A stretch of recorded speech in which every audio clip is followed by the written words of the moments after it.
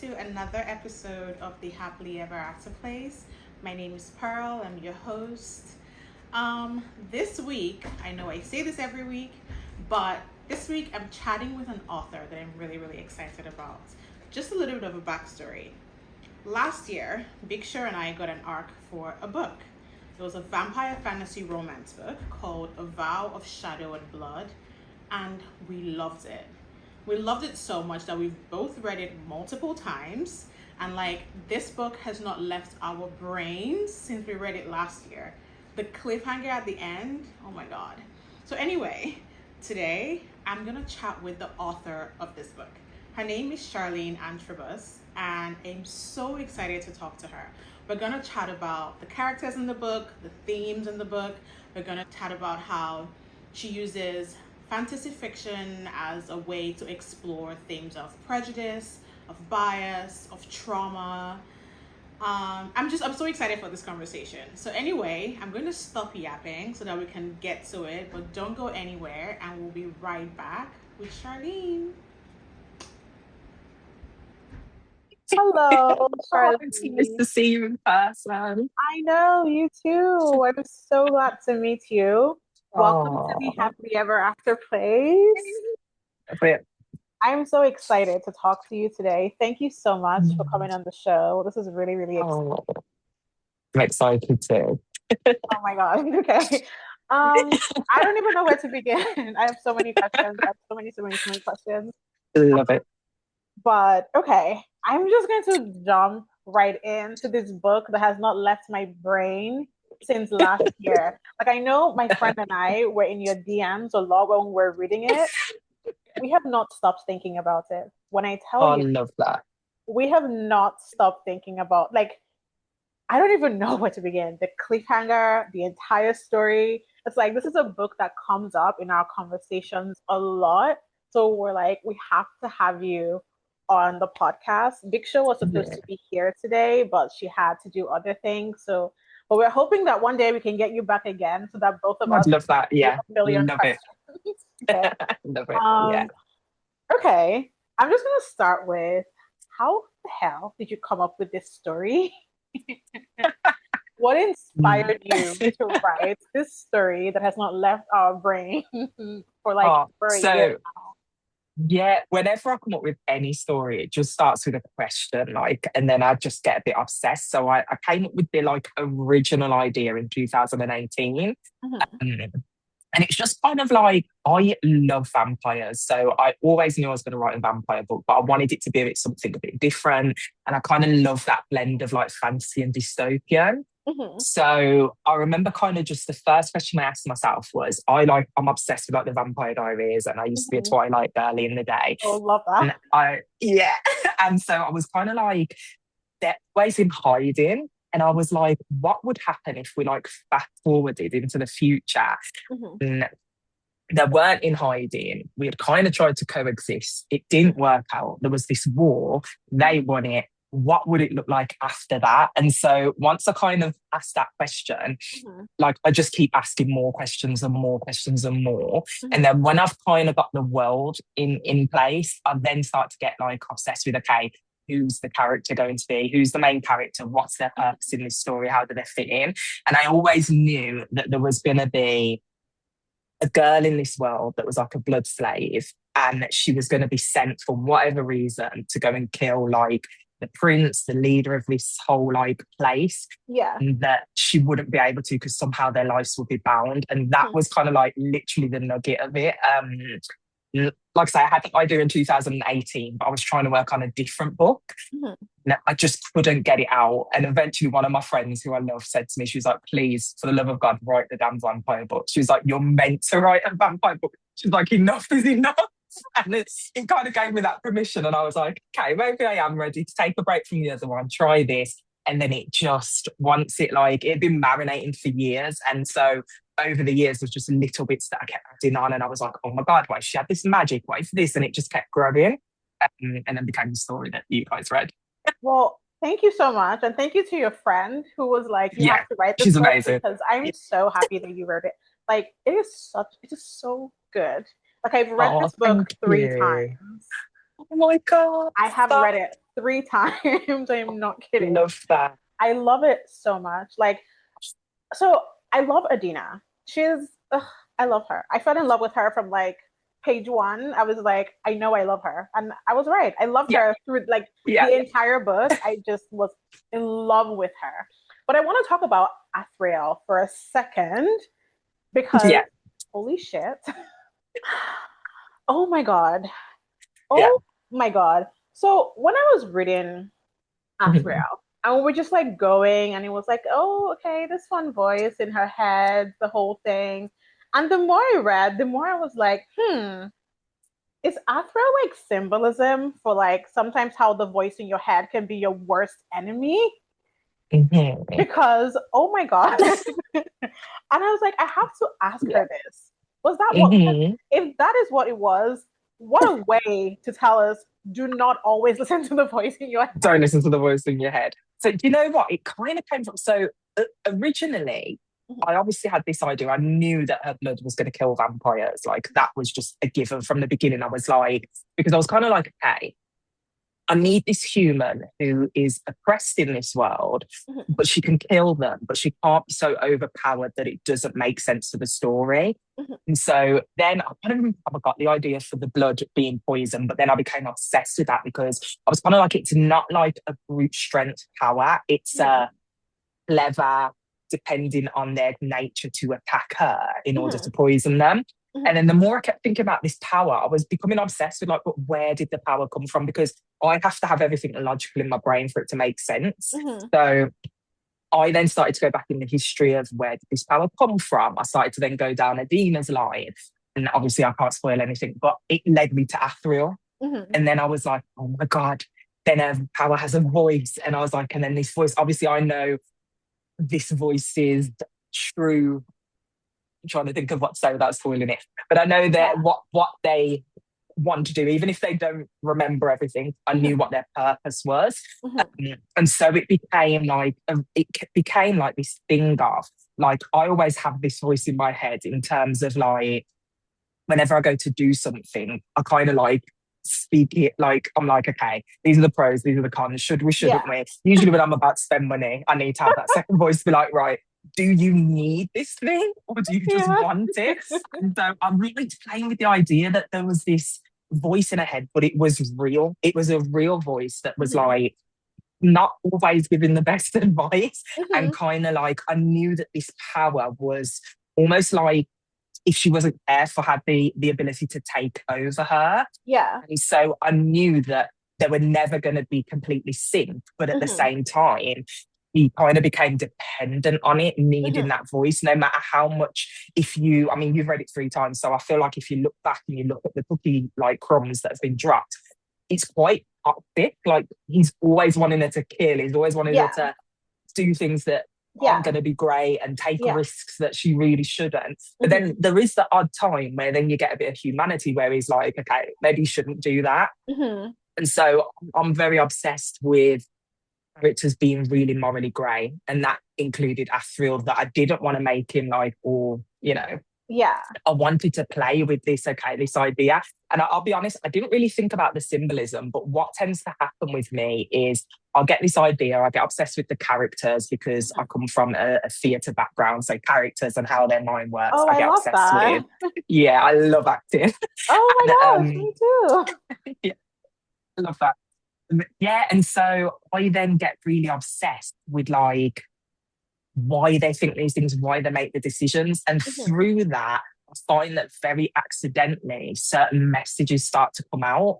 And I tend not to see them until after the first draft. And then I go back and I'm like, okay, this is saying this, and this is a really strong message here. And I never want to make it preachy. So I'm really glad that it happens accidentally. But then when I realise where my subconscious was going, I then realise about that. And I think more with Adina, it was about this understanding right from wrong, and understanding that even though there is this voice, sometimes you have to go against it because it can get you in trouble and in problems. And so I just had fun with the two of them going back and forth. That was some of my favourite scenes to write with them too.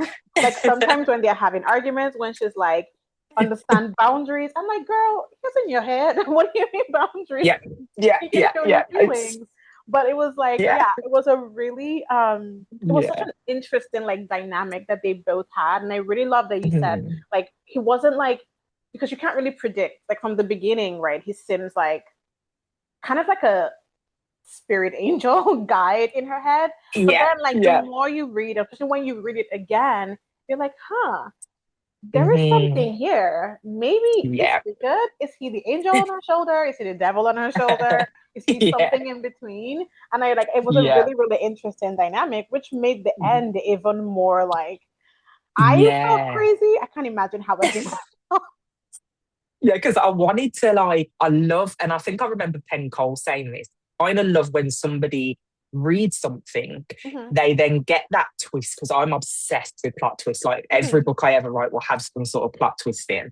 Okay, I love And I it. love when, always, I love when a reader can read it back and they can see the signs were there, but we just Mhm. miss them, which is Yeah, something I feel like we do quite often in life yeah, anyway, in relationships. yeah, We won't see until afterwards, oh my God, there was so many red yeah. flags, but I ignored Hindsight. them because, yeah, I wanted it to work. So I just Yeah. pretended that they didn't exist. But when you look back, there's Mhm. so many red flags, like even from I think the first chapter Mhm. with the situation with Vincent and Jace, and he knew the trouble she could get in if she used her power in that kind of environment. Yeah. And yet it was like pushing, pushing, and trying to, if you notice, trying to take over her. And she had to kind Mhm. of be like, no, stop. And it was Yeah. like fighting that constant, Yeah. like, and I Yeah. really loved playing with that. It was just such an interesting dynamic. I've never really written anything like that before. So it was really fun It to was a just play really, with really that. interesting dynamic. I really, really loved it. Yeah.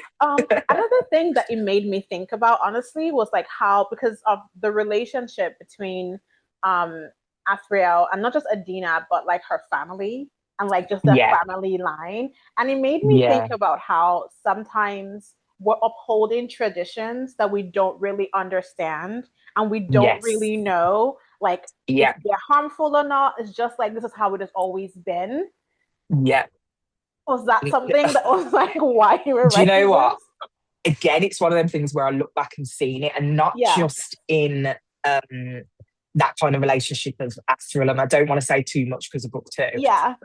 real kind of being in her life, Hmm. but also just the entire kind of thought and the system between the vampires and the humans. Yes. There was a lot of traditions that Hmm. are being upheld Hmm. by people who are just like following it because it's the norm. But Yeah. there's so much like discomfort in that of people that feel like Piper, who just has this view that everything's so great and we're good and Yeah. it's great. But like if you step outside of that, you'd realize Hmm. that the tradition that you're upholding, Hmm. it seems great from where you are because you're a good person. But Hmm. outside of that, there's people being killed every day. Yeah. And so like that was throughout the whole kind of when I looked back and then I started to edit, I was like, okay, I'm going to push some of these points because, like I say, I can't see them in the first draft because the first draft Hmm. just tends to pour out like vomit. Yeah. And then I start to connect the dots when I read it back and I'm like, and then I'll add extra scenes and I'll add Yeah. extra bits and characters and different things. Yeah.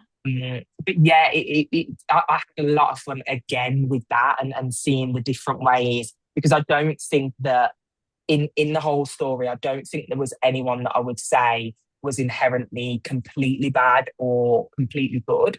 And that was Hmm. very purposeful because I don't think that's realistic of real life. Yeah. Because So no one when is you like did, all one thing. no, 100%. And Yeah. like, everyone is the hero of their story. So Hmm. everyone thinks that what they're doing is the right thing. Yeah. And so with those traditions, Hmm. although it might seem harmful to someone else, when that's all you know, that is all you know. And I always liken it to when you're a child and you grow up and your parents teach you certain things. Yeah. And it's only when you become an adult and you start to make some choices yourself that you think, actually, I don't agree with that particular Hmm. thing. Or Yeah. no, although when you was a child, though, that no one could tell you any different because this is it. This is my world. Hmm. This is Yeah. exactly what it's supposed to Yeah. be. And then you Yeah. break out and you're kind of like, choose a couple of things and it's a Hmm. weird transition. And I Hmm. feel like all of the characters go through that at some point, realizing that maybe what they've always believed isn't quite correct. Yes, yes, So that was a really really great thing that kept happening like throughout the book, like especially yeah, when you think of like how the level of animosity between like humans and vampires in Solis is like there is no relationship. It's like they hate No. each other. And then when Adina gets to be in like close proximity with like this group of vampires, it starts to make Yeah. her rethink certain things. Like, oh, Yeah. maybe what we've always known isn't like the whole truth. Maybe there is like some Yeah. nuance here. Maybe there is something that we Yeah. haven't been told. And like seeing that kind of, because I'm like, yeah, a lot of the times, right, when we're all like in different groups and our different tribes, it's one of the things that helps prejudice and animosity kind of thrive is that we're also separated and like there is That's right. no bridge. Yeah. There's And no like, communication. yeah, like Mhm. that was the thing that I 100%. really, really enjoyed, like in Yeah. between like the relationships and how like the way it kind of investigates how things like prejudice and bias, like how they thrive. Like, was that Yeah. something that was really important to you, like to tell as part of Yeah. the story?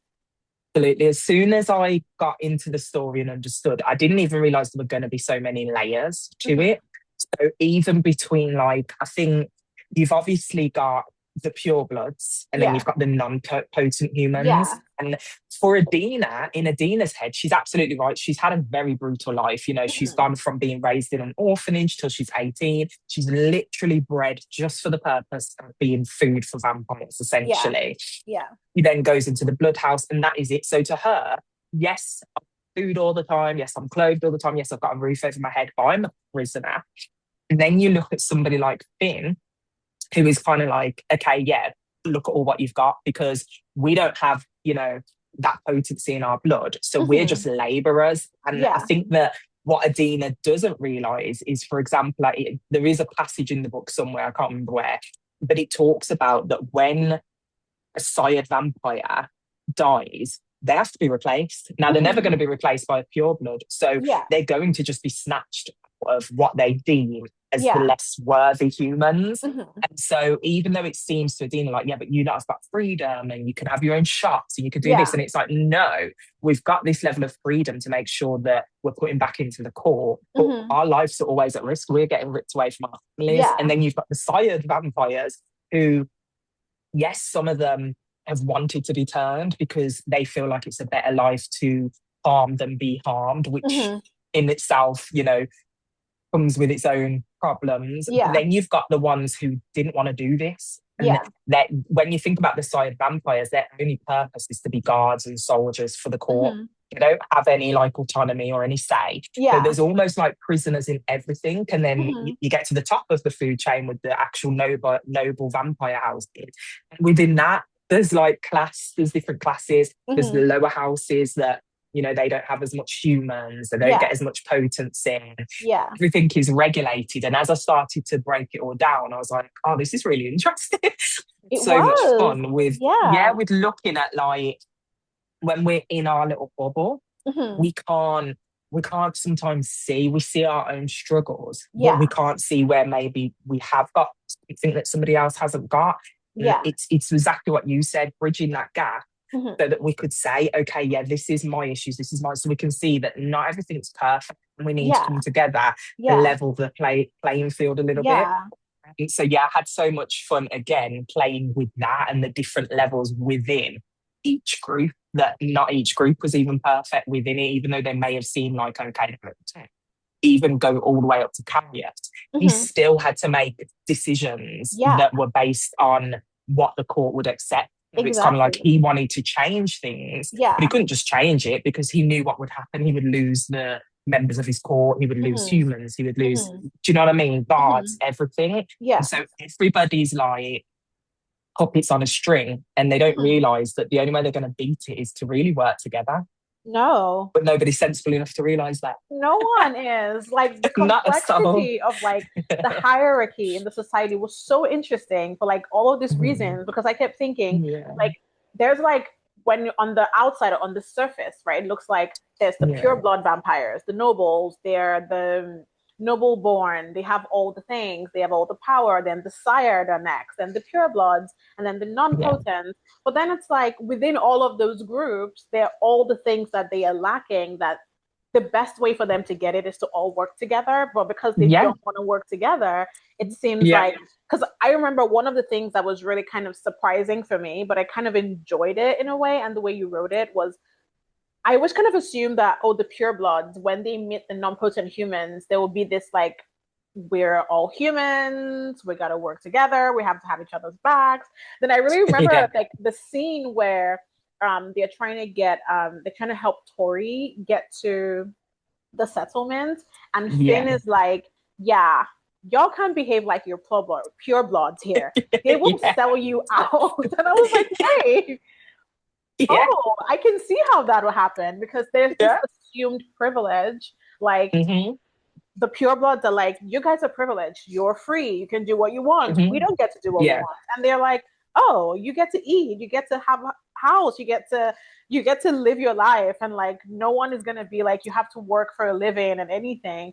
But I'm just like, oh, I can see how like prejudice and like privilege and all of these things just kind of mix together. And then it's like how, even like to just draw parallels to real life, how powerful people kind of pit all these different groups against each other. And it's like, things will be better if we just figured out how to communicate and work together.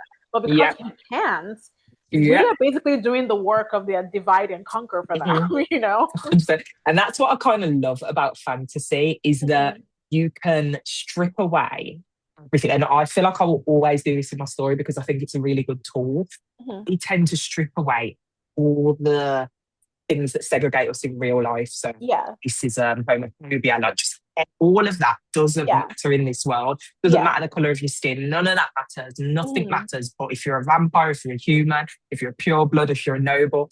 So that, because I feel sometimes when, don't get me wrong, books that face that head on are absolutely important and need to be there. But I also think it's very interesting when you read a book and you can see all these problems. And I always hope that somebody will read my book, it will plant that seed, and at some point they'll look and go, wait a minute, it's actually what happens in life, without realising and kind of putting it together and going, wait, actually no, because this is exactly the way the government does put us all together. And, you know, we think this about them because all we see is what media shows us. So people have these stereotypes, and that there's a lot of that. There's a lot of stereotypes. For Adina, all she ever sees is vampires in the Blood House. And the kind of vampires that come there are very privileged, and they want to toy with humans. They want to abuse humans. Like they get off on saying, we have this power and we're this. Even the sired vampires that are there, they're so hungry to show that they have power, because when it comes to the nobles, they're not even allowed to drink the same blood as the nobles because they don't want them to have that much power. They don't have access to shadow magic. So they are like the bottom of the vampires. So when it comes to the humans, they exert their power to go, well, you know, we're vampires. And so for Adina, remember, I think it was like a review. I know you're not supposed to read reviews, but I love reading them, but I don't do anything with them. Sometimes I just read them because sometimes there's great things in there that help me as a writer to improve. But I remember seeing a review, and it talked about the fact that someone was getting really annoyed with Adina because they were kind of like, obviously, Harriet and all them are good. Like, what's your problem? Like, get over it, move on. But I think people forget that Adina's 24. And for 24 years, she's been abused and violated by vampires, watched people be killed by vampires, violated by vampires, abused by vampires. So she's not at the palace for very long in comparison to 24 years. She's seen vampires pretend to be nice and then abuse you, like with the Jace situation, you know, and that was a strong thing of him pretending like, oh, you know, he's really nice, and making Jace almost get really confused, stumble over his words, and you know, make himself prey, so to speak. So it's like asking her to just forget all that because these guys appear to be nice. Well, she's seen vampires appear to be nice before. It doesn't mean it's real. It could mean it's a trap, because they're predators, and predators like to play. They like to make a game of it because otherwise it's boring. So they want to like show their power and exert their power. And so, yeah, I always find that interesting when people kind of like, oh, come on, move on. It's kind of like, no, I had to keep it as realistic as possible, that she was going to be cautious of them, and no matter how nice they were, she was going to question them, and she was going to look for yeah, she was going to look for the mistakes that they made, not the good things they're doing. She was going to look for when they slipped up. Yeah. And she didn't realise that in doing that, he was being judgmental, but at the same time, we have to understand why. There's a because reason it's coming why. from somewhere. Like, she didn't just wake up one day with this prejudice. Like, it's not even just her lived experience. It's just like, by the time the book starts, it's been 100 years, I think, since the war. And so she has 100 years of history to back up the way that she's feeling. And that doesn't just go away. Like, if anything, it's up to them to prove continuously that they are not going to harm her and that they're who they say they are. Because, I mean, it'll be crazy for her to just get there and trust them. Yeah. She doesn't even know her parents because of the system of this world. Yeah. And that's like, she's lucky that she knows her sister, because most purebloods don't have any connection to any kind of relative. So when people think about it, it's also that seeing this connection and how, these vampires, they are like a family, the royal ones. And they love each other and they care. And almost to some degree, seeing that is nice, but it's also really hurtful because it was stolen from her. Yeah. And it's been stolen from generations. And there's, like I say, she's probably the only one that she knows somebody she's actually related to. And obviously there's a reason for that because of Cora. However, if it wasn't for that, she wouldn't have anybody. She'd be very alone. Exactly. And it's like very purposeful. If you notice, she does talk about it, but I don't show it very much. But even amongst the purebloods, if you notice, she's in this whole blood house with all of these other purebloods. But the only people she interacts with is Willow, Tori, and Agora, because there is a system within that. There's a system of being this pureblood that is the best, because if they're the best, they might get to go to an estate with a noble vampire. And if you go to an estate with a noble vampire, it opens up an opportunity to go to the settlement. And so there's all of this, like, competition and not being able to trust people from the get-go for us. There's humans she can't even trust, let alone trusting vampires. Exactly. And that's their kind of... all of the things of like being stripped of your identity. It's like they breed them for them to basically be food, but they also want to strip them of everything that makes them human. Our connections, like their connections with each other, their connections with their families,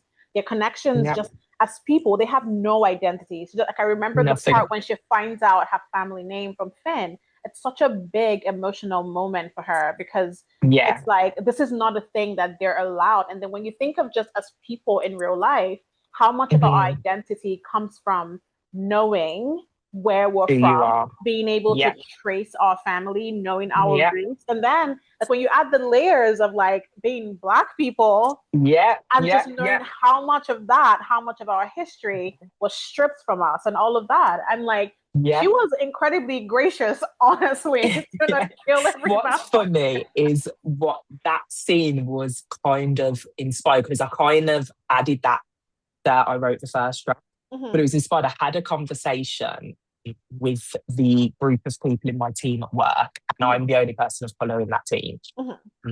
One, actually, no, sorry, I'm the only Black person in that team. And it was just a random conversation, and we were talking about how they were going back in their history, and they found out that this grandparent did that, and that grandparent did that, and that did that, and that did that, and we were just all talking, and I was saying, for me, we don't really have that history because it was stolen. And it's kind of like a fucking moment for them where they were like, oh God, you don't have that, because everybody wants to start us at slavery, but that's not where it started. We were way before that. But we don't have access to that. So I can't track back and see, where did I start from? I could have started from royalty. Like, we don't know. We don't know. So I remember them kind of being like, and that really kind of made me think about like stolen history and the fact that the power in just a name, for example, and knowing also like that her family members had been part of the war and had been fighting for their freedom. And that kind of like, it gave her that like,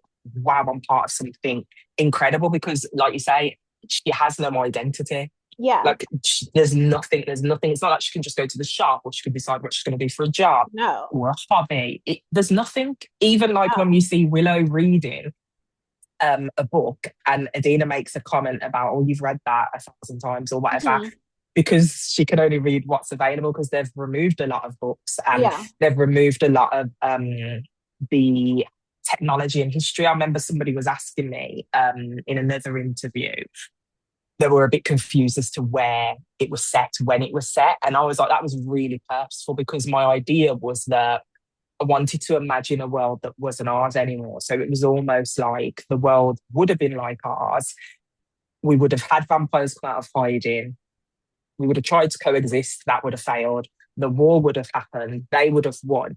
And all the things that we would have had in the past, they would have taken away because the only way that humans could beat vampires in a war would be to have kind of technology, weapons. So if you notice, you'll hear people like refer to things. They won't say the word technology because I didn't want that. I wanted it to be that they don't quite know what those things were.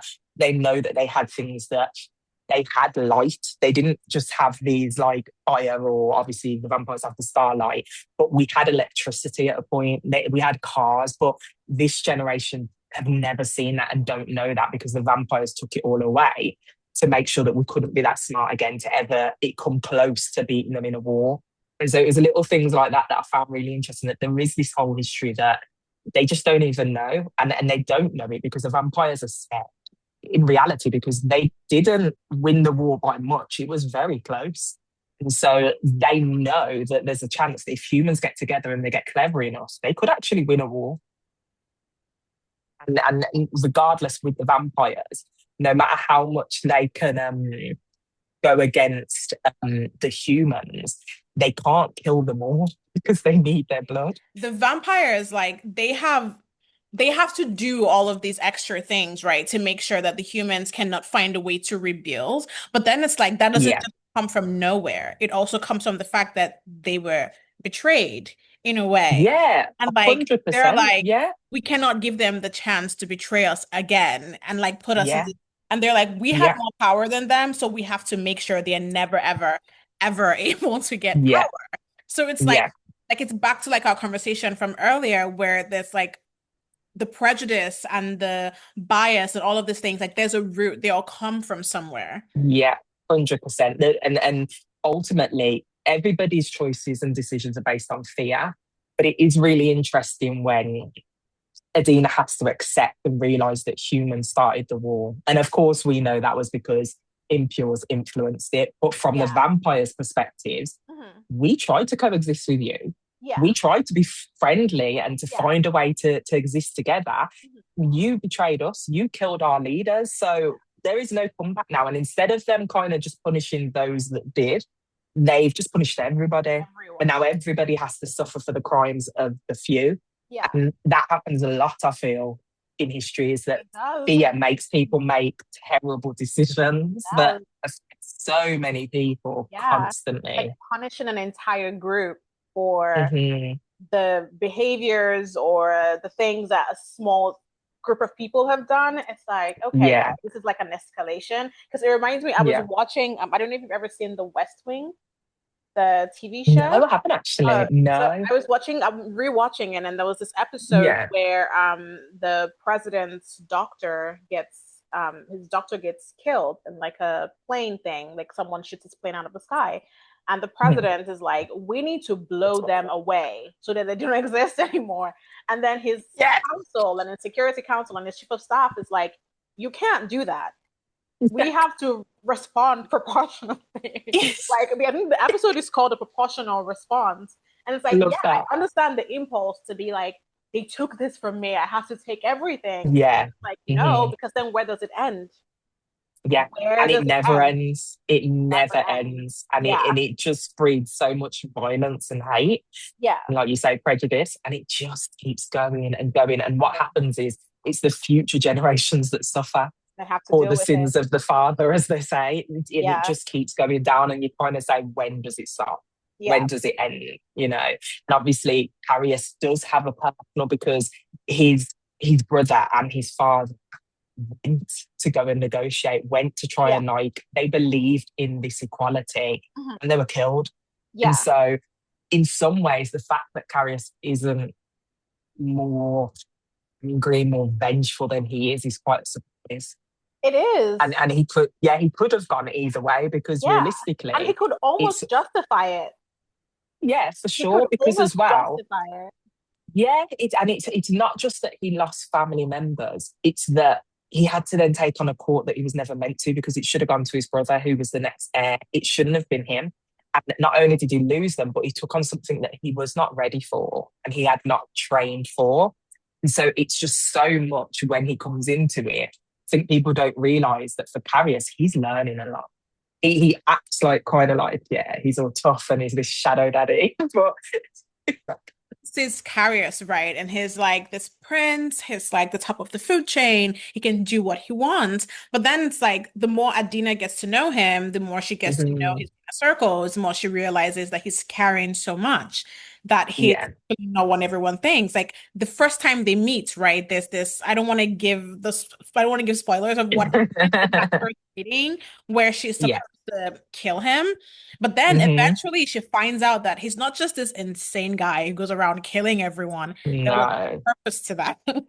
You There know? was for Yeah. sure. Yeah. Yeah. And he also has an image to upkeep because if you notice, the Carius that just is with Adina or is just with like his royal guard, it's completely different to when he's in a meeting, Yeah. like, or he's at an event with the other nobles. He Yeah. has to exert that dominance when he's around them because they don't, because of the Blood Vows ceremony coming up, the way that these noble houses choose where they're going is down to that power. Who's going to be able to survive? All of them are linked to each other. So we need the toughest, baddest person out there. We can't take weakness. So he has to put on that act, which I'm guessing must be exhausting. Because it's not who he is. Yeah, because even the moments when you see him with his inner circle and he's like, he can breathe and he can laugh and he can just be like Carius, the person, not the human, but just not the prince, not in charge of the entire court. And then it's like this entire other personality that shows up because it's like that's the only way he knows how to protect everyone. Absolutely. Because he's actually quite funny. He's flirty. He's got banter. And I love that about him. And I wanted to play with that. I didn't just want him to be this evil, horrible person. But I also wanted there to be real logic behind the fact that he does have to portray that to some degree because it's so, especially with the ceremony coming up as close as it was. Yeah. Like he couldn't afford to do anything else. And that might have made people judge him in a certain way. But ultimately, it's for the bigger, the better good. I can't think of the phrase. The greater good. The greater good. I don't think what's the phrase. No, that's for the good. Well, all the words have gone. But yeah, it's for the it is for the greater good of everybody because he does want to see change. He does want to make things better. But he has to secure that century first before he can do that. Exactly. Yeah. So it's like it's such an interesting, like just all of the different ways that they all have to navigate this world because honestly, it's a truly dangerous world and it's just dangerous for everyone. Whether you're at the top of the food chain or the hierarchy or you're at the bottom of it, it's like everyone is living like day to day because anything can happen at any moment. We kind of see like when Celeste becomes the head of her house and when Celeste is no longer the head of her house. And it's like, oh my God, what does this mean now? Wait, we're going to take a little break. We're going to continue when we come back. So I wanted to talk about representation. I mean, this is not a new conversation. Obviously, it's happening in every space that has ever existed, from business, it should be, college to media to everywhere. It's a constant conversation. And in the last maybe 15, 20 years, there's been a part of it where it felt like, okay, we're finally moving towards more representation, better representation. And then in the last few years, it's felt like that is a dirty word. Backwards. It felt like we're regressing so quickly that it's kind of jarring to see because like I'm a millennial It Yeah. felt I So know how we know how different it's been like between when we we were do. kids and then when we're in our Hmm. 20s, where it felt like, okay, we're moving towards like a more equitable world, and then now it's like, Yeah. are It's like we? we're just, It's going it was back. almost like it was a trend, which Yeah, really frustrates me. exactly. Mm. N- It saddens me because, and I think I've told this story before, but this isn't the first time I've self-published. So I'm self-published back in 2012 Mhm, under a pen name, did mhm, 6 books. mhm. It was a really strange situation, kind of like coming to myself, so to speak. So I Yeah. used to write romance. Mhm, And I literally wrote all white leads. And mhm, I didn't think about it, didn't question it. I mhm. remember a friend had asked me, and he was kind of like, oh, he's like, not judging. He's like, but how come like all of your leads are white? And I was just kind of like, they are. They're like, that's what it takes to sell. That's what you're gonna do. Yeah. And I remember after I had the conversation with him, he was a great friend. So he didn't judge me. He just was kind of Mhm, like letting me go through it. mhm, I was really uncomfortable by my own answer. mhm. And I was thinking, is that true or is that what we've been taught? Yeah. Also, I kind of was like, how have I come to the place where nobody's told me, oh, in order to do this, you must do this? Yeah. Internalized it so deeply that I Yeah. did it without question. And Yeah. it made me so uncomfortable. A seventh book due to come out, and there was two reasons why I stopped writing it. One, it was like a book about memory, and my nan had just been diagnosed with dementia, and it was just a bit too close to home. But the Mhm, second was I was kind of like, this doesn't feel right anymore. And then mhm, I remember The Hate U Give came out. mhm. And I just read that and I was like, oh, there was things in there. Obviously, it's American culture, I'm British, and there Yeah. are overlaps. And I was like, Yeah. oh my God, yeah, I remember my nan saying things like this, like my Mhm. aunt. And it was hilarious. And I just loved it. And I love the idea that there was this black main character that was being loved on and had all this nuance Yeah. and she was code switching, which is something we just do naturally. Like that's just Yeah. normal for us. Yeah. And then I remember also reading Children of Blood and Bone. And Mhm. I remember just sitting there and thinking, if I continue to write the way I am, feel like, and this is no disrespect to anyone that writes characters outside of them. I don't think there's a problem with that. If Of that's your course. story, that's your story. But this is just my personal Mhm. journey, is that I felt like I didn't want to put out books where young girls would see that and think, this is what I have to do to succeed, Yeah. is write characters that don't look like me. Yeah. That just sat with me, especially because I work in a school. And I just thought, I remember there was a reader that reached out and she was like, oh my God, I loved your book so much. This was like my first book published. And she was like, I didn't know you were black. I'm so excited I'm black. It made me feel like I can do this. And thought, she didn't know I was black.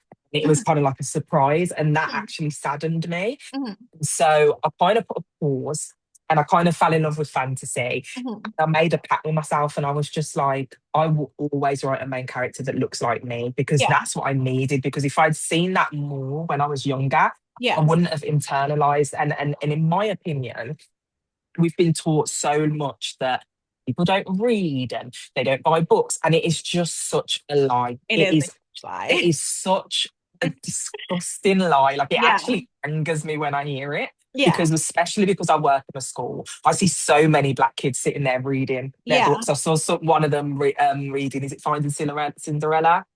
It's Finding Cinderella, isn't it? I think no. Cinderella is dead. That's it. Yeah. Finding Cinderella. Okay. Cinderella is dead. Yeah. And I remember saying to her, "Oh, you're going to enjoy that," and she was just like really happy because there's a girl on the cover that looks like her. Mhm. And so I kind of made that pact with myself. And I, again, like I say, books like The Hate You Give and books that look at the struggle that we go through and the Yeah. issues are so important. They But I are. think equally as important is books where it's just a black girl existing. Yes. She's just kicking ass. She's got Yes. magic. She's fighting. People are Yes. loving her. Like the love interests will like touch and die, touch her and die kind of vibes. Mhm. And I just was like, that's what I want to see. I Mhm. want to see a book where it's got nothing to do with her being black. It's got that's not that it's irrelevant, but it's Yeah. irrelevant in terms of she is a human being Yeah. and this is her story, and that is it. And Yeah. so I kind of have like made that pact with myself. My main characters will always look like me, and that's a non-negotiable. Yeah. Um, and the cast around it looks like what I would like to see. I want to see that diversity. I want to see people from different backgrounds coming together and Yeah. realizing that we do have common ground. You know, Yeah. I have over the years tried to perpetuate that in the friendship groups that I have, because I do want to learn from different people with different cultures and, you know, learn things that maybe I need to know, things where I'm still not doing the right things or saying the right things or educated Yeah. enough about the right things. And I feel like we can only learn that when we do like mix, like what you said about the different vampires and humans in the Yeah. book. Until they come together, they don't realize that they have a lot in common. Mhm. They're all making decisions out of fear, Yeah. and they could all break the system if they came Yeah. together. And that they've been heavily manipulated into hating each other, which Mhm. is exactly how the real world goes. We have been so Exactly. manipulated Yes. into hating each other that it is insane. Yeah. And And it is it's like, really sad.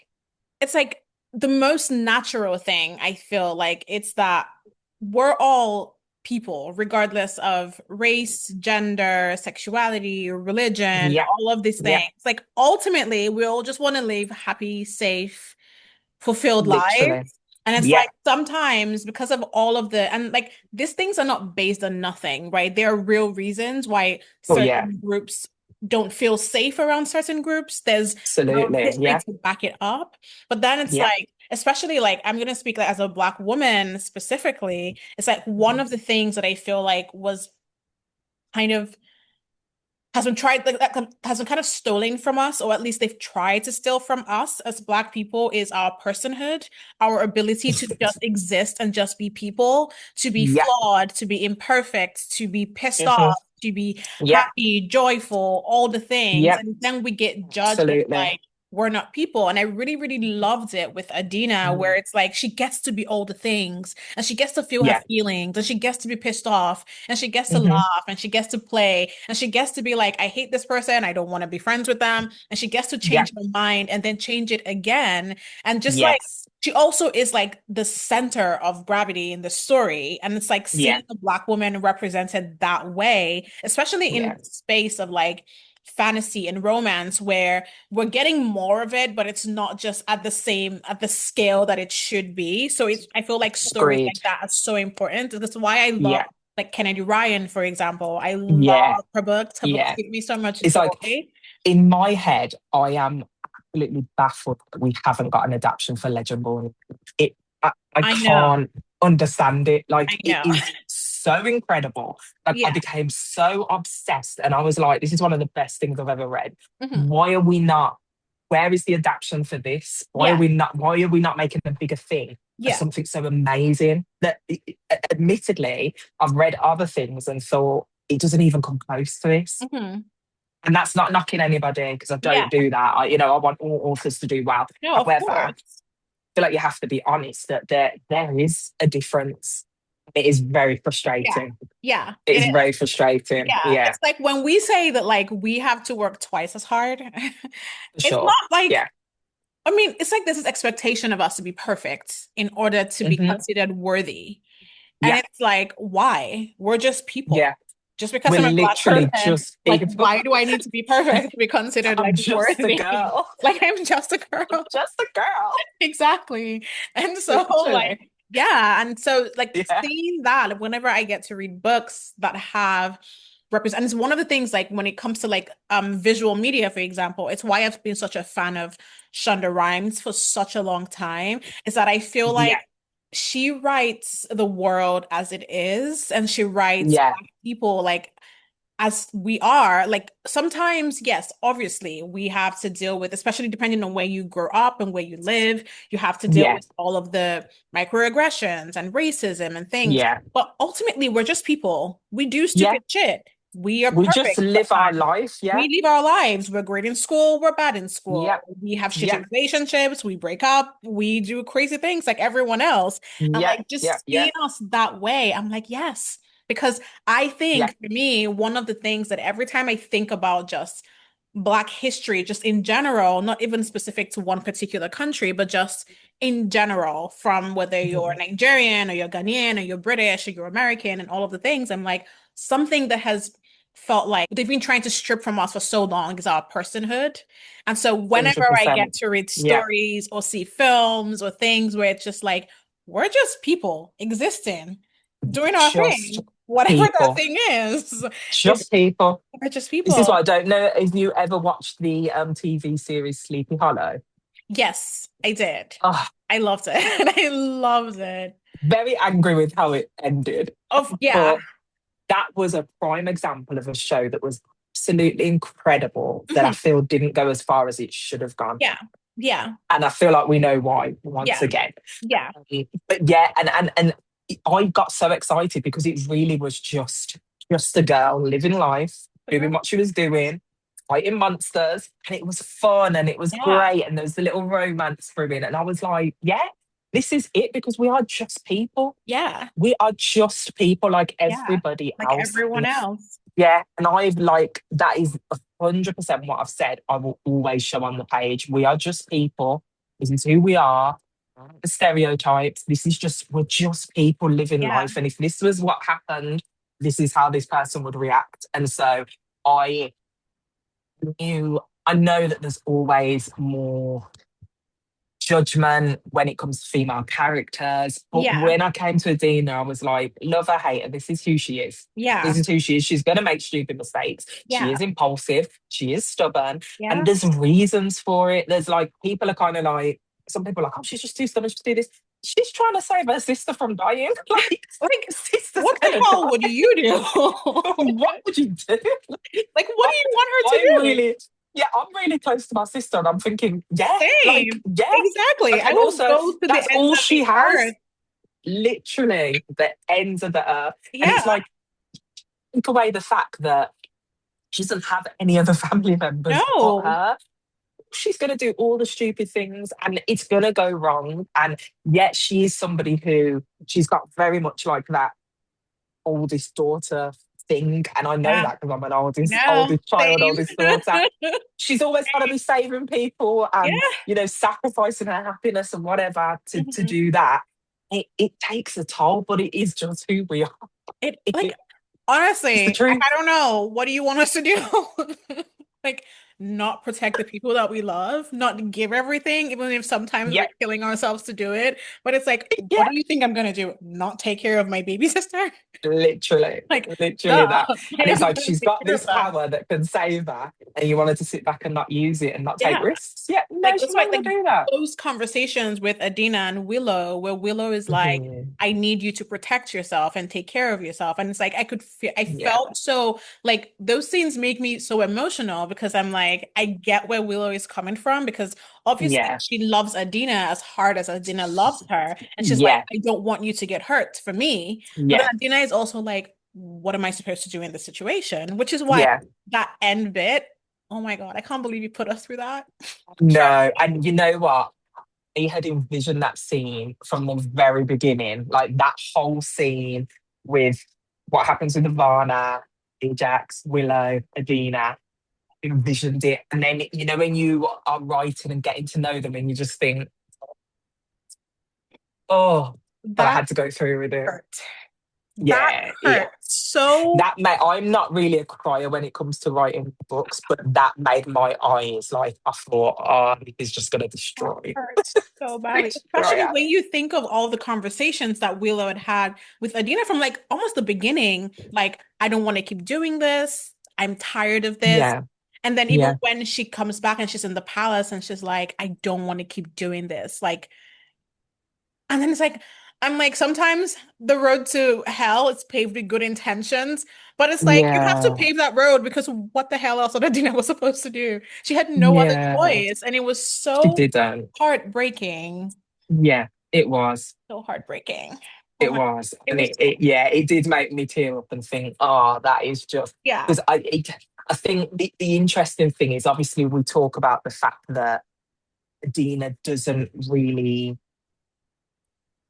have, I don't want to say personality, she 100% has a personality, mhm, but she doesn't really have a life, so to speak. yeah, But in some ways, her life is Willow. She's yeah, made Willow her entire being, yeah, and there is nothing outside of that. And when she goes to the palace and starts to build those bonds, that's the first time that she actually has something for herself. Because Yeah. every choice she makes before that is not for her. No. It's never for her. She's not selfish. Even in the beginning with Jace, it was like, oh, I know I shouldn't do this, but I can't stand by and watch this. That is who she is. Yeah. To take, to get to the end, and it's kind of like, where does she go from there now? Yeah. What does she do now? Yeah. And then it's not even just like with her, but it's also, I don't even know where the entire Shadow Court goes from here. Yeah. Like Yeah. the entire court is, I don't even, like, I know I can't really ask because like it is a four-book series and like you can't give me spoilers, but I keep thinking, oh my God, where do they go from here now? Because I'm sure you remember this, well, when Celeste is trying to get Carrius to like honor the thing that her dad wanted. Yeah. And she says, you either do this or I take my powers and I leave. And I'm like, girl, don't do that. And then it's like, no. Yeah. Well, what are they gonna do? And I'm so excited for the next book because I need to know where they go from here. Because it is There's like so many things that is just left very broken at the end. Oh my gosh. Oh my God. I'm so like we're so excited for the next book. Like where I don't know. Is there anything you can give us? Can you tell us anything? I promise I won't tell anyone. I can't give you any spoilers, but I can say Okay. Adina's gonna go on a real identity crisis. Damn. There's gonna be a lot of anger. Yeah. A lot of vengeance. Yeah. A lot of learning new ways because obviously that last few lines of the book tells you Adina's position now. Oh my Which God. is something she's so not prepared for, and neither is anybody else. Because what do you mean? From the vampire's perspective, are they going to be happy with that? No. And it's like they don't even have a choice now. And it's like, oh my God, I'm so excited to see what comes in the next book. Like it's just I'm excited. I'm very, very excited. So ultimately, what do you want readers to get from the series when they read it? I'm always about the human mind and who people are. And I think I never want to preach to people, but I do always want the books to be like a safe place that people can look and say, do you know what? Yeah, I would have done that, or I can understand that person's motives. They may not have done the right thing, but I can understand because I think sometimes, like, and especially with social media, it's making it easier to be really judgmental on people. Like, I'll see people make a mistake online, which is why I kind of come away from social media sometimes because I need the break from it for my own mental health. But people make a genuine mistake and they will apologize for it, and it's never good enough. There's always that judgment or that you had to do it on purpose because you should know better. But it's kind of like, well, maybe not. Maybe they're still learning, and you have to give people room to make these mistakes. And so even when we're in these fantasy magical worlds, I want you to see the humanness even in the characters that are not human, and see that, people, you can relate to things. You might not be able to relate to the exact thing, but you can definitely relate to the human emotion of certain things, and also just be able to empathize with someone and realize sometimes why people make these decisions. Like, one of my favorite books is Spark of the Everflame by Penn. I love when she talks about, because everyone just hates Henry, but he loves Henry. But actually what Henry really represents is this idea of oppressed people who have their head down, out with this for ages, and are tired and are ready to fight back. Yeah. So because they're now getting violent, it's kind of like people are like, oh, but violence isn't the way. But it's like, but what do you do for so long of, I'm going to follow your rules, I'm going to try and do this the right way, and I'm going to do this, but you're still oppressed and you're still beaten and you're still treated this way. And I kind of love that it lets you into the psyche of people that are going through things that you aren't necessarily going through or wouldn't understand. Sometimes on paper, you can see it and you can kind of be like, okay, it makes sense. And so, that's kind of the message that I want people to take from it is that it's just a human experience. We're all here just trying to figure it out. Yeah. We gotta just sometimes give each other a break and Yeah. compassion and a little bit of love and just kindness to just make those mistakes. Like, I'd hate to be judged for every single mistake I make, or for the mindset maybe I had 10 years ago, when I don't think like that anymore. I'm so much more evolved, let's say. Hate somebody to go back 10 years and be like, well, you said or you did, because I'd be like, but I'm not that person. I'm not even the same person I was a year ago. And I think that that's something that I think personally I get and learn a lot from books. And so I just hope that people can kind of get that same thing. Yeah, I hope so, because I mean, like, you're right. Like, no one gives, it's hard to find people who are going to give people grace. It seems like Yeah. it's like people are going to make mistakes. None of us are perfect. No one is perfect. Yeah. Even those who are the most judgmental, no one is perfect. We all make mistakes. Nope. We all say dumb Yeah. things. We all do dumb things. And like, Yeah. we need to create space for each other to just be able to say, okay, my bad. I made a mistake. I'm doing better. I've learned how to do Yeah. better. Like, own Yeah. it, and then like get forgiveness for it. But it feels like, I mean, you don't dare make a mistake online now. Yeah, it's It's like your terrifying. life is It over. genuinely, yeah, me and my friends talk about it all the time, and it can genuinely be terrifying. And I think as well, it's this thing, and I think you talked about it with the different groupings within the book. So like the non-potent, the potent, and their version of things. I think we sometimes will judge people based on our own knowledge. So it's Yeah. kind of like, well, how could you make that mistake when you should know this? And it's like, but not everyone does. And you can't, some people don't know things. Like, I'll see people like really angry with someone for a post they've put up, and they'll be like, you should know this because of da da da da da. And I'm thinking, what? Then I have to go and investigate it to make sure I don't make the mistakes. I'm like, well, I haven't heard of it. And I think people need to understand not everyone is chronically online. Like, I take massive breaks away and I'll pop on to make sure that, like, if somebody shares the book, I'm thanking them and, just, sharing their post to boost them. But then I come off and I stay away. And so to think that somebody knows everything that's going on, or somebody has the knowledge that you have, is just not realistic. No. And I do think we need to give a little bit of grace. Obviously, yes, hold people accountable when necessary. But the witch hunts just need to dial down a little bit, because that didn't really go well in history for us the first time. So it's not going to work this time. Well. Never gone well, never. And you would think with all the information that we have, we would do better. But you would think not. so. I hate when I see it's like women against women. That's the one that stresses me out the most, because I'm like, we really need to stand up for each other, because we're already in a patriarchal society. We can't tear each other down. To deal with that, and then we have to deal with this too. Like, it's somehow it's like so much more heartbreaking to see. And I feel like a lot of times when you see a woman being like dogpiled on the internet, a lot of times when I see that it's a lot of other women who are leading the charge, I'm like, oh no, we can't do makes this. Me really sad.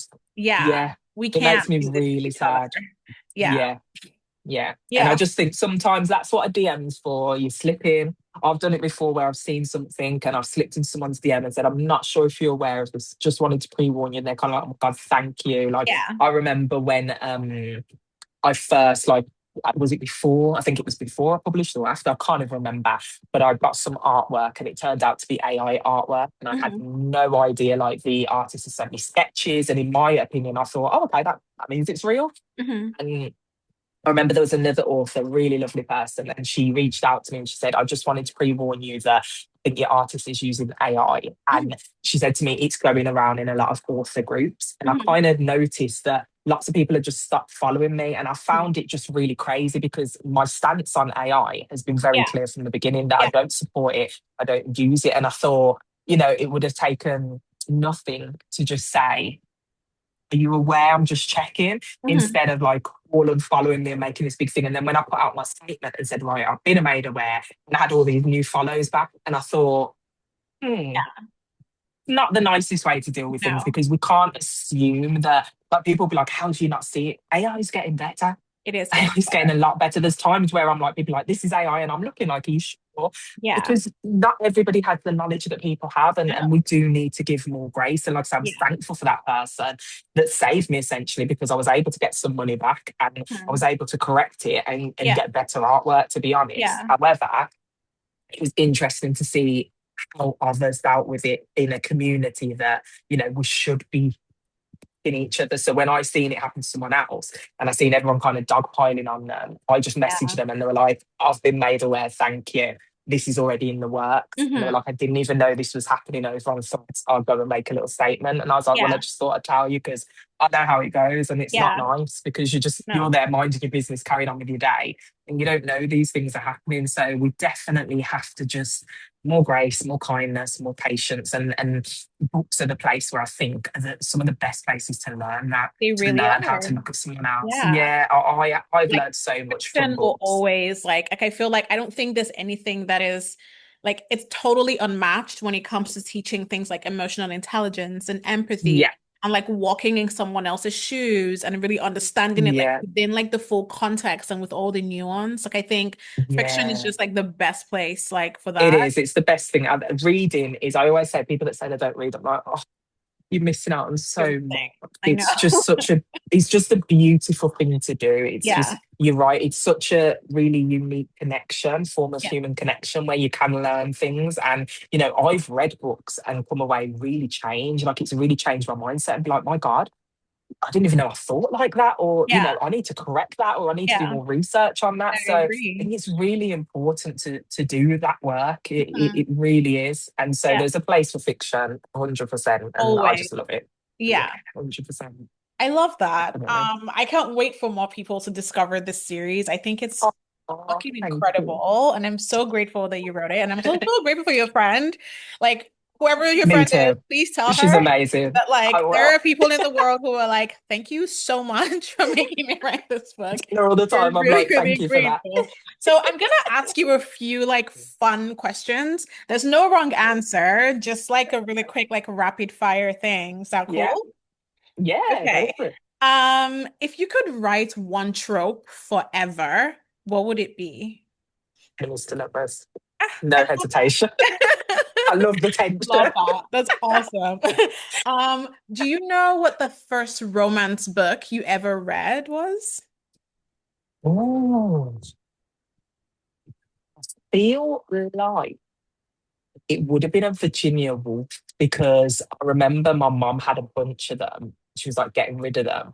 I was Hmm. really young, and I was just like, "Oh, I'm just gonna read some of them." And I remember she had like this series, and it was about this family. I Hmm. couldn't even tell you what the name of it was, but I feel like that was one of my first. Might have been called Heart Song or something like that. Hmm. That was probably one of my first romances that I'd ever read, and was like, "Oh, Love that. Do you have a favorite book?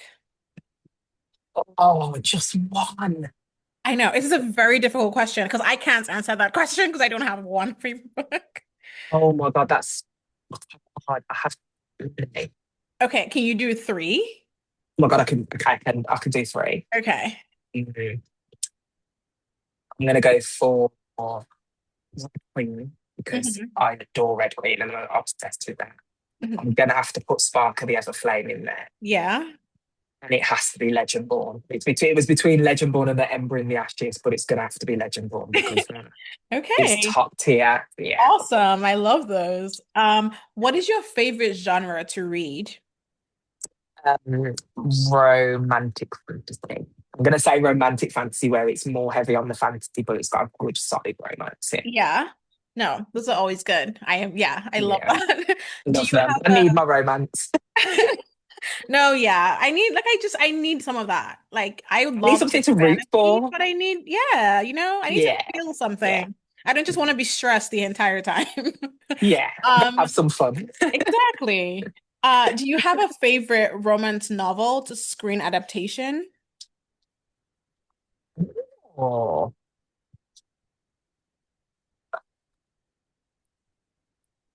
such a good question.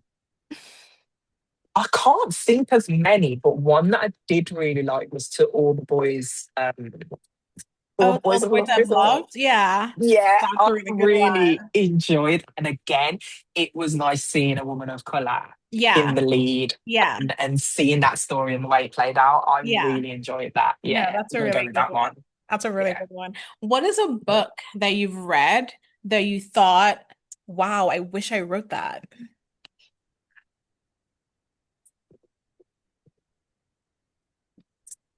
but I'm going to pick one. I'm going to say An Ember in the Ashes. It is Yeah. just, it's so good. Okay. It's one of the first kind of like fantasy-esque, because I feel like it's almost dystopian fantasy, An Ember in the Ashes, but that is incredible book. Love it. Incredible. Yeah. Love it. What is a film or a TV show that you've watched that you thought would make a great book? I'm going to say Inception because I'm absolutely obsessed with that film. That And is I love dream books. And that might be a hint to something, but I love dream books. And it felt like that would have made for a really, really great book. Yeah, that's true. I agree. It would have been really cool. Yeah, it's a really good film too. Yeah. It's amazing. Yeah. What is a book that you've read in the last year that has stayed with you? Probably going to be Sparkle. Yeah. In fact, the entire series, like I was obsessed with it. Like obsessed. And I told Penn when I met her, which was probably very awkward. I was like, I wrote a fan. It was such a great. It just, you know what it was? It just gave me the feeling at the end where I was like, this is what I want readers to feel when they read my book. That feeling of like, I feel changed. I feel like, you know. So yeah, I'm gonna go with that one because it just gave me a great feeling. Okay. That's a good one. When did you know that you wanted to be a romance author, a romance fantasy author?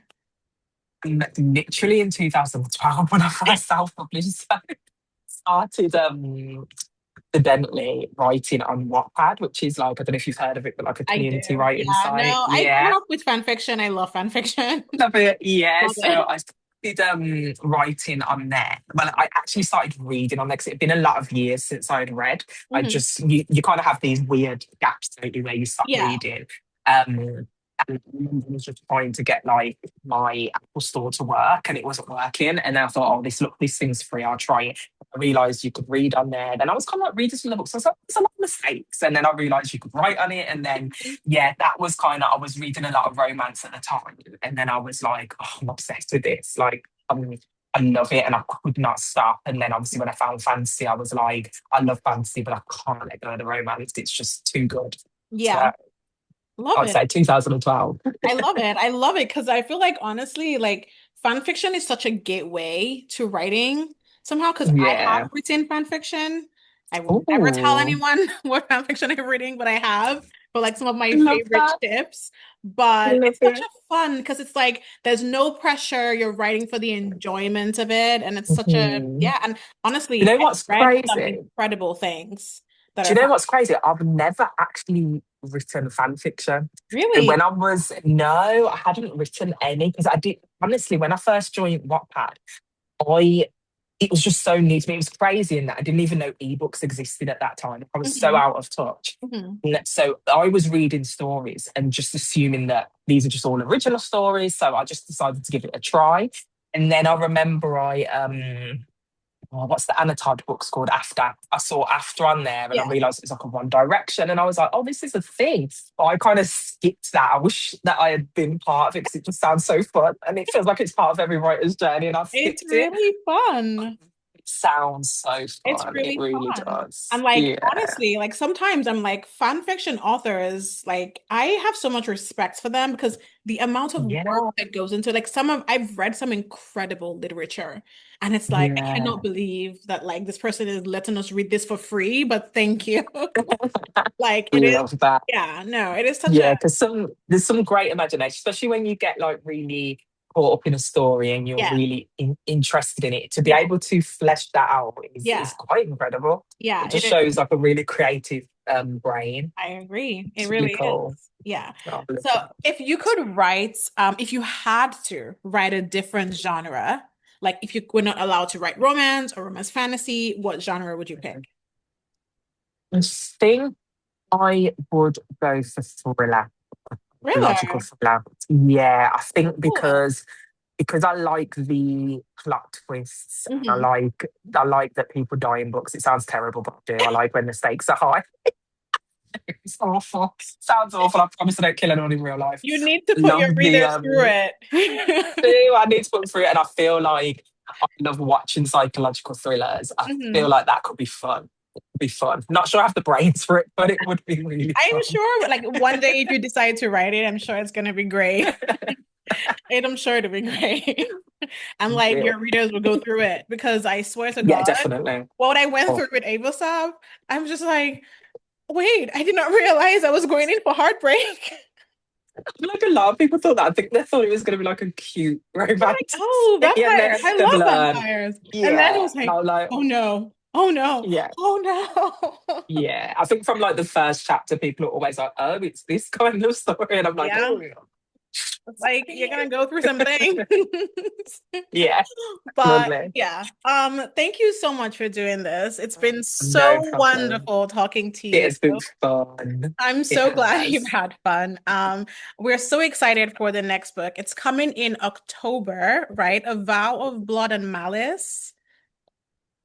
A vow of, oh my God, even I'm forgetting. A vow of malice and blood. Malice and Blood. Yeah, I keep mixing it up. I'm like, is it Blood and No, Malice? they or are Malice and actual Blood? tongue twisters. Like sometimes I have to think when I go to say the titles. Malice and blood. No, I cannot wait to read it. And I'm looking forward to everyone watching this episode. This has been so much fun. Thank you Been so, fun. I've so, loved it. so much. No, thank you for having me. Thank you for No, supporting my absolutely. career and always shouting me out. Like, Absolutely. honestly, I We love really it. appreciate Hopefully, it. maybe when the next book comes out, we can have you back on the podcast. 100%. I'd Oh love my to come gosh. back on. Yeah, we would Love, love love it. it. Thank you Absolutely. so, so, Oh, so much. thank you.